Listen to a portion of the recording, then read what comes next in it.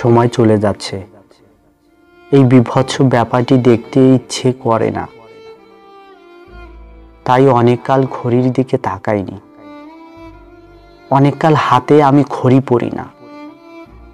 আর যেই না তুমি বলেছ 10:15 কোথাও দেখা হবে, কি 1:30 বাড়িতে আসবে, কি 7টায় থিয়েটারে, অমনি তড়িঘড়ি ঘড়ি খুঁজে হাতে পড়ছে।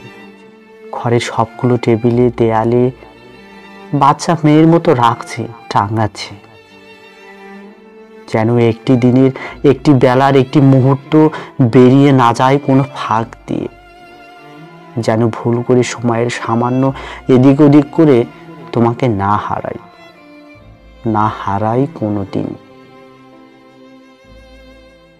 জীবনের 3 ভাগ পার করে এসে যখন 1 ভাগ বাকি, জানি যে জীবন খুব ভয়ঙ্কর রকম ছোট, খুব বিশ্রী রকম ছোট। জানি যে প্রতিটি মুহূর্ত বড় অমূল্য। একটি মুহূর্তকেও কোথাও তাই 1 ফোঁটা দিতে চাইনি যেতে।